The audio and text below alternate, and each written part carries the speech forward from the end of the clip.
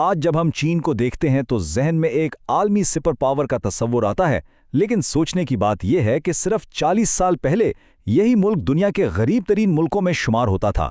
تو آئیے دیکھتے ہیں کہ چین نے یہ ناقابل یقین سفر آخر طے کیا کیسے۔ بات ہے صرف 4 دہائیاں پہلے کی، جب چین کی 90% سے بھی زیادہ آبادی شدید غربت کی زندگی گزار رہی تھی۔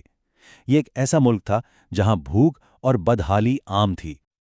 اور آج یہ شرح 1% سے بھی کم ہو چکی ہے۔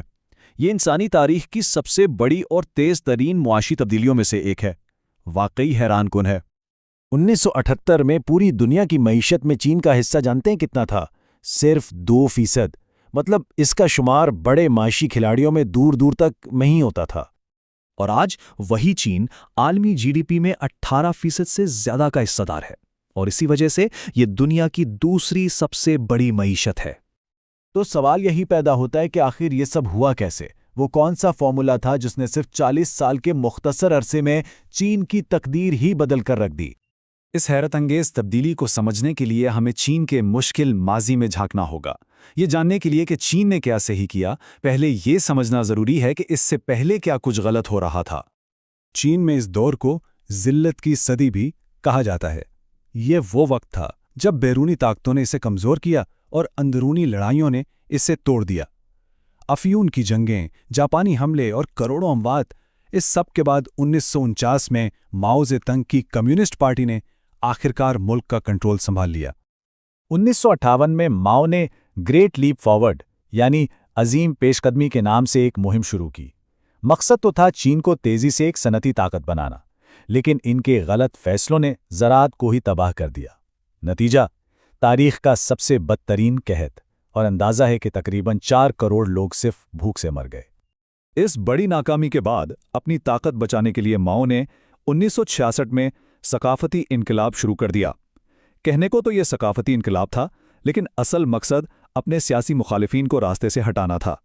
اس دوران ملک میں شدید افراتفری پھیلی، تعلیمی نظام تباہ ہو گیا اور لاکھوں لوگوں کو تشدد کا نشانہ بنایا گیا۔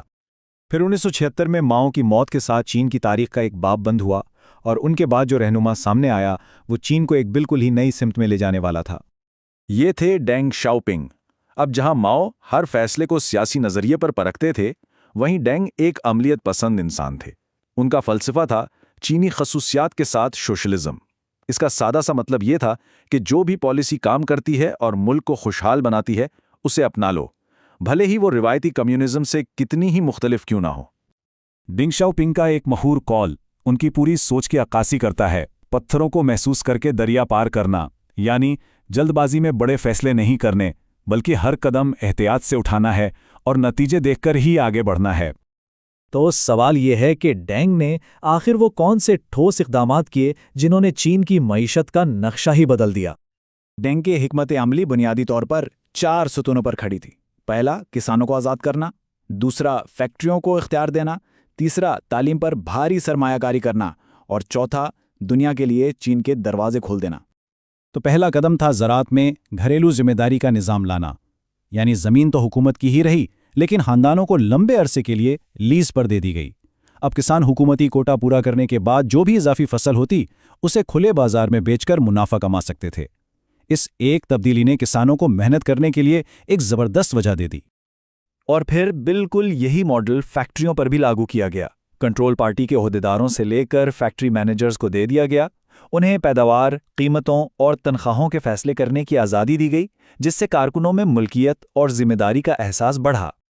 ڈینگ یہ بات اچھی طرح جانتے تھے کہ فیکٹریاں چلانے اور عالمی مارکیٹ میں مقابلہ کرنے کے لیے ایک پڑھی لکھی افرادی قوت کا ہونا بہت ضروری ہے۔ اسی لیے 1986 میں 9 سال کی تعلیم لازمی اور مفت کر دی گئی۔ حکومت نے تعلیم پر اپنے خرچ کو تقریباً دگنا کر دیا، جو 1980 میں جی ڈی پی کا 2% تھا اور 2010 تک یہ 4% سے بھی زیادہ ہو گیا۔ اور آخر میں سب سے اہم قدم، چائنا نے دنیا کے لیے اپنے دروازے کھول دیے۔ 1980 میں اسپیشل اکنامک زونز بنائے گئے۔ یہ ایسے علاقے تھے جہاں غیر ملکی کمپنیوں کو ٹیکس میں چھوٹ اور آسان قوانین کی سہولت دی گئیں تاکہ وہ چائنا آ کر سرمایہ کاری کریں۔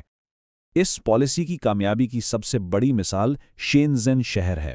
یہ کبھی مچھیروں کا ایک چھوٹا سا گاؤں ہوا کرتا تھا جس کی GDP 1980 میں صرف $0.3 بلین تھی، اور 2020 تک یہ $420 بلین سے زیادہ کی معیشت والا ایک بڑا بین الاقوامی شہر بن چکا تھا۔ تو ان اصلاحات کے نتائج واقعی حیران کن تھے، لیکن یہ سمجھنا بھی بہت ضروری ہے کہ اس بے مثال کامیابی کے پیچھے ایک قیمت بھی چکائی گئی۔ اس معاشی ترقی کی رفتار کا اندازہ لگانے کے لیے بھارت سے موازنہ بہت دلچسپ ہے۔ یہ بات شاید حیران کن لگے کہ 1990 میں بھارت کا اوسط شہری چین کے اوسط شہری سے زیادہ امیر تھا، لیکن پھر سب کچھ بدل گیا۔ 2020 تک آتے آتے چین کی فی کس آمدنی بھارت سے تقریباً 3 گنا زیادہ ہو چکی تھی۔ لیکن ایک بات صاف تھی، معاشی آزادی کے ساتھ سیاسی آزادی نہیں آئی۔ ایک طرف تو معیشت کو کھولا جا رہا تھا، لیکن دوسری طرف سیاسی اختلاف رائے کو سختی سے کچلا جا رہا تھا۔ اس کی سب سے بڑی اور افسوسناک مثال 1989 کا تیانامن اسکوائر کا واقعہ ہے، جہاں جمہوریت کے حامی مظاہرین پر طاقت کا بے دریغ استعمال کیا گیا۔ اس تیز رفتار ترقی کے کچھ منفی نتائج بھی ہیں، جن میں شدید ماحولیاتی آلودگی، سیاسی اصلاحات کی مکمل غیر موجودگی اور ایک آمرانہ نظام کا تسلسل شامل ہے، جو آج بھی ذاتی آزادیوں پر سخت پابندیاں عائد کرتا ہے۔ اور آخر میں ایک بہت اہم سوال رہ جاتا ہے، کیا کسی ملک کی تیز رفتار معاشی ترقی اس بات کا جواز پیش کر سکتی ہے کہ وہاں کے لوگوں کو سیاسی آزادیاں نہ دی جائیں؟ یہی وہ بنیادی تضاد ہے جو چین کی کہانی کے بالکل مرکز میں ہے۔